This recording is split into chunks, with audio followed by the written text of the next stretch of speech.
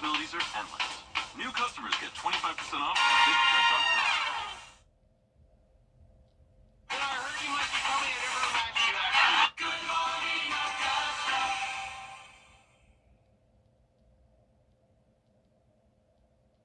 Coverage you can count on begins. You're watching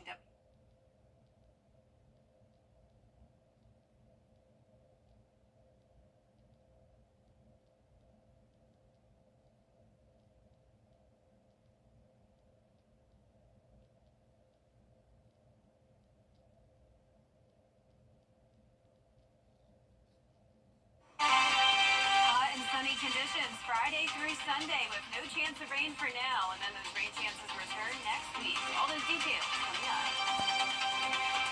Right now on News Channel 6 at 11, Georgia state leaders are looking to stop hair discrimination in the workplace.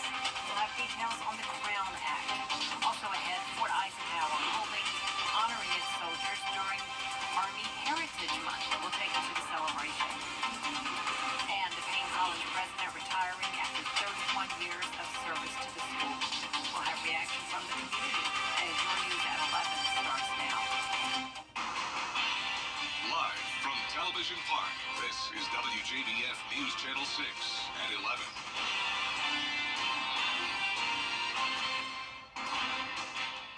Good evening, everyone. I'm Jenny Montgomery. Thank you for joining us. Coverage you can count on begins on the 80th anniversary of D-Day. And it's time now for our first check of the forecast. For that, we turn to meteorologist Jenna Petracci. Well, on our Thursday afternoon, we did have some storms pop up. Some of those were pretty strong, but now we are completely dry, and it's a nice night as we take a look at our Terry Lambert Hyundai Skyview Cam in Aiken. Today, we didn't pick up any rainfall at Augusta Bush Field, but we did have storms all around the area. High of 91, so pretty much near average, and a low of 69. So a very warm and muggy morning today. And right now, those temperatures are still pretty warm in the upper 70s.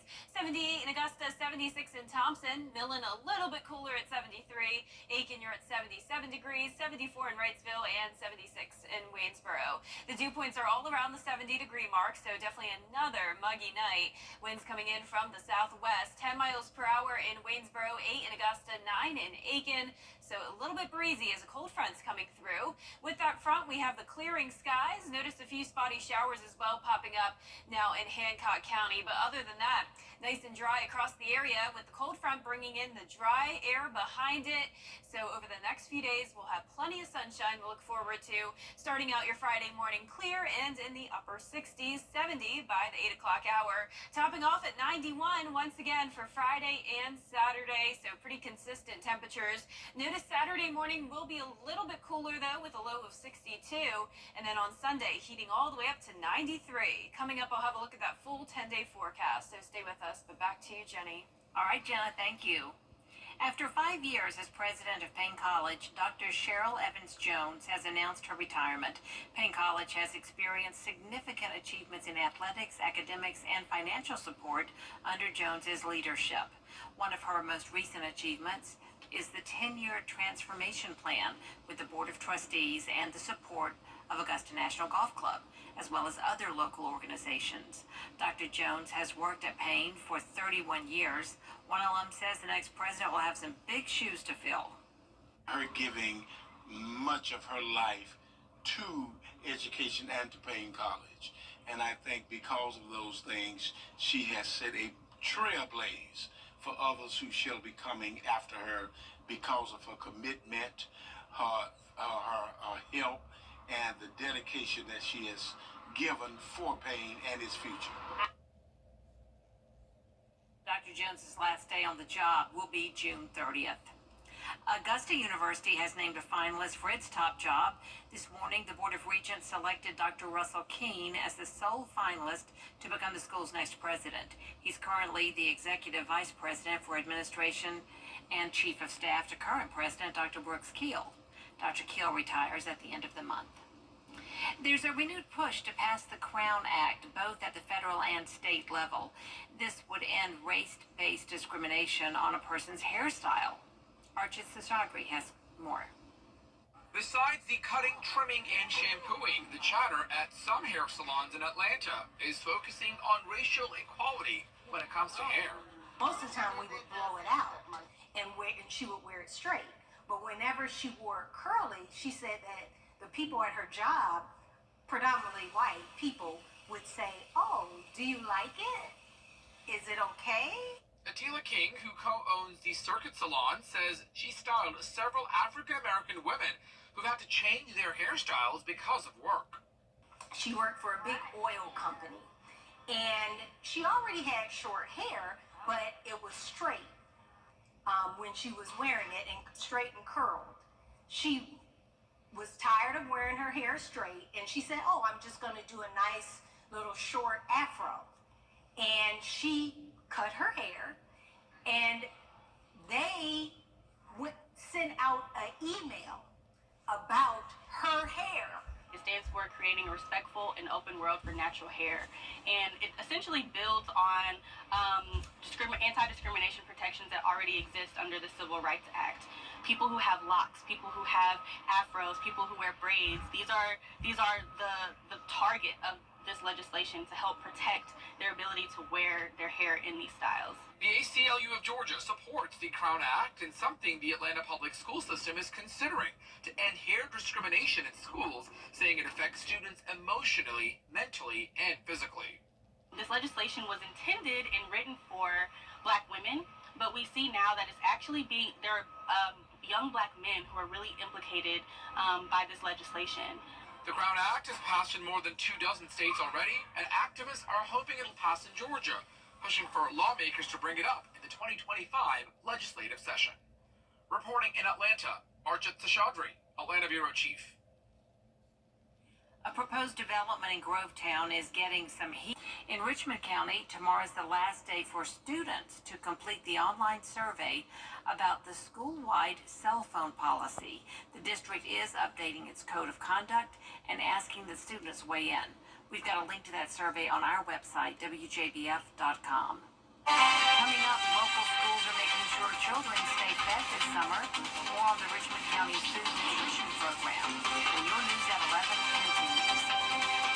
And dry and sunny days ahead all throughout the weekend. And it's also going to be hot, but at least the humidity will be lower for now. And then next week, the humidity goes right back up with those chances of rain. All the details right after the break.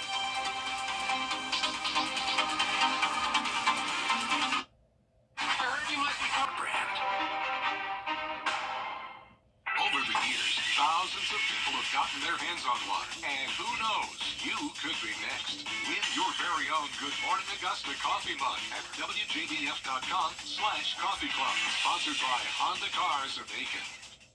Local Living, Saturday mornings at 9:30 on News Channel 6.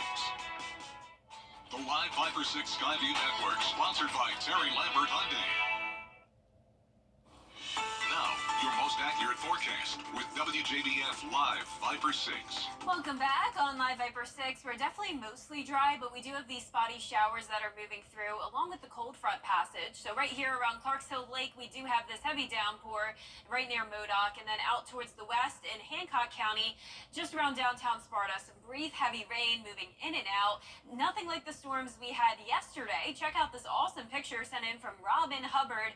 This was taken in Barnwell, where we had a very strong storm. So thank you so much, Robin, for sharing this photo. Barnwell did get some more storms today, picking up around just a trace amount of rain, but notice just out towards the east, we got 0.71 inches in Bamberg. And notice all across the CSRA, mostly trace amounts, but a quarter of an inch in Thompson and 0.14 inches in Crawfordville. So some hit or miss showers and storms once again today. Beneficial rain, though, right in that area, Barnwell and Bamberg, Allendale as well. That's where there's the first phase of drought. So all the rain we've gotten this week has been at least helpful with that. Our Terry Lambert Hyundai Skyview cam showing the dry conditions now over Washington Road, 78 degrees, so a warm and muggy night once again. Southwest wind of 8 miles per hour. Upper 70s across the CSRA, 77 in Sandersville, 78 in Lincolnton. Barnwell a bit cooler at 73, 76 in Bamberg, and 77 in Sylvania. You can see the clouds are exiting the CSRA as the cold front moves through with just a few of those showers. There's the front, nothing behind it. High pressure will be taking taking over, and that means it will be dry and sunny starting tomorrow and continuing throughout the weekend. All the moisture staying to our south with the lower humidity taking over, so that'll be a nice change of pace for our Friday. Sunny throughout the entire day, upper 60s in the morning, and then climbing to around 90 degrees.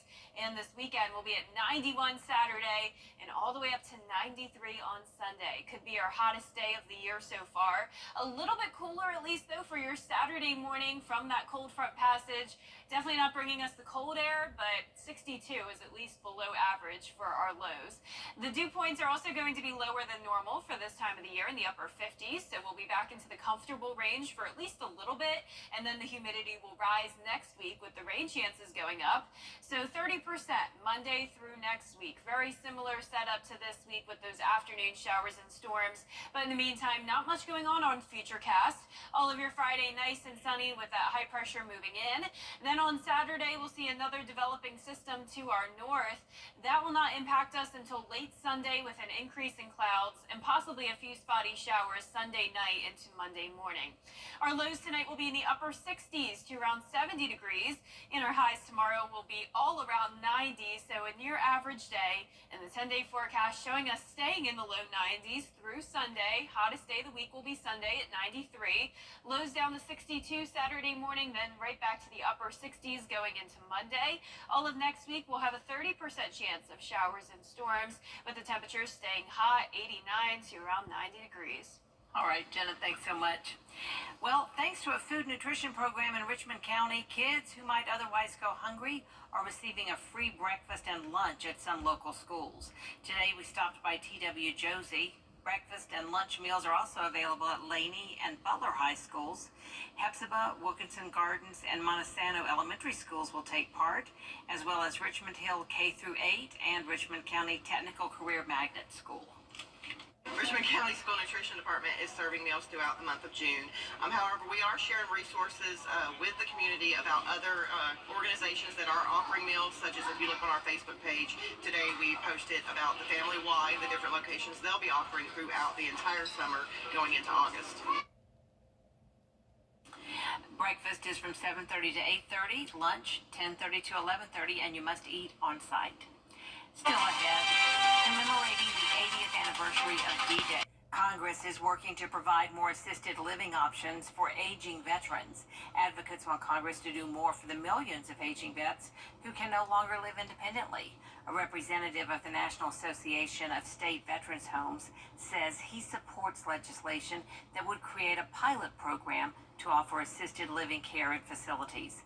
The legislation would also expand access to home and community-based services for veterans and their caregivers.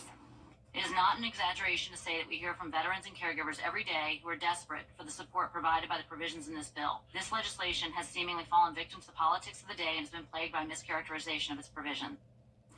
The House could take up the legislation as soon as next week.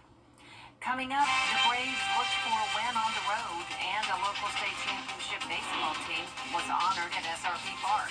Kira Goldstein has that story and more in sports next. Augusta Oncology. Support a classroom, build a future. At WJBF's Television Park Productions, our mission is to provide local businesses with top quality video and digital content at an affordable price. With decades of experience, our award-winning creative team will guide you step by step through the creative process, resulting in a successful marketing message for your brand.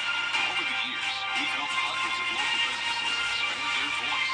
Visit WJBF.com/creative to find out how we can do the same for you.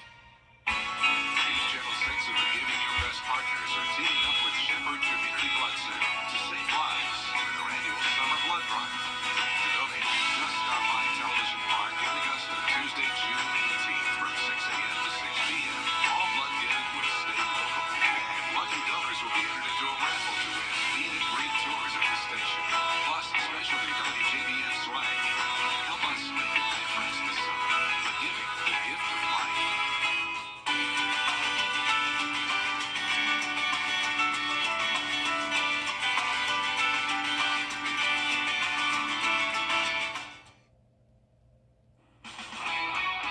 WJBF sports coverage you can count on.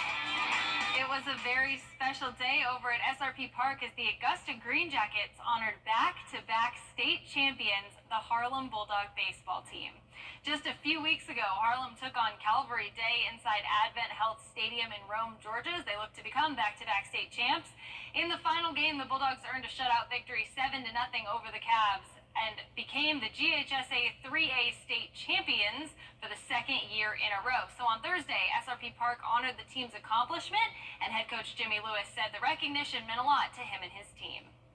Well, I mean, it's a great honor for a minor league baseball team to allow us to come down and then recognize us, you know, and it gets my kids back down on the field. One day they hope to be here. That's their dream. So it was a big honor. I appreciate the Green Jackets honoring us and recognizing us like that.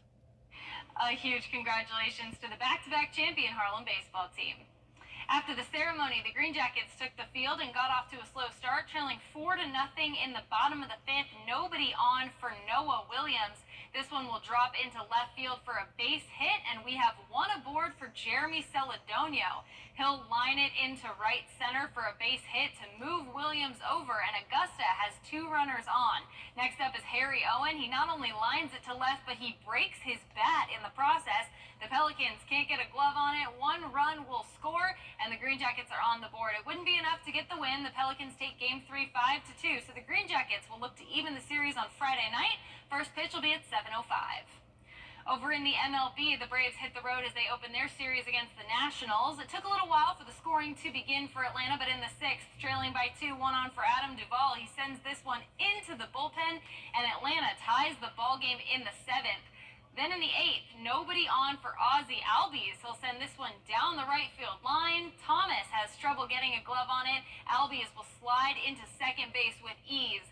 Then Austin Riley up next. He'll drop this one into the gap in right center field, which will give Atlanta the lead, but they're not quite done yet.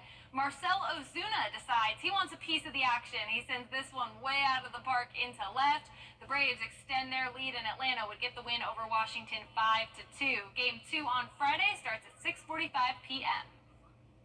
And finally, in the first round of the Memorial Tournament presented by Workday, Adam Hadwin leads the way at 6 under, followed by world number 1 Scotty Scheffler.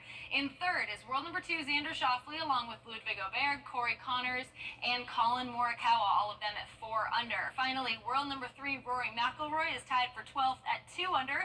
We'll be keeping an eye on this tournament and have updates for you throughout the weekend. And that does it for sports.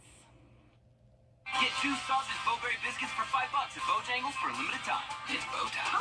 Hey, what about how? For limited time, get $500 off any repairs when you call or go online today. WJBF News Channel 6 wants you to join our team. We're looking for talented applicants in a variety of fields. To see a current list of job openings, visit WJBF.com/work-for-6. Join our team today. It's MASH TV. 2 full hours of MASH laughs. What about rank? Can I help it if I'm not as rank as you? Weeknights starting at 6 on MeTV. This is the most uncouth kicker, but here it is. A man who holds the Guinness World Record for the largest collection of dinosaur poop has opened a museum in Arizona. The museum is located in the town of Williams, about an hour south of the Grand Canyon. Owner George Franston quit his job to open it. It's home to thousands of pieces of fossilized feces, also known as coprolite.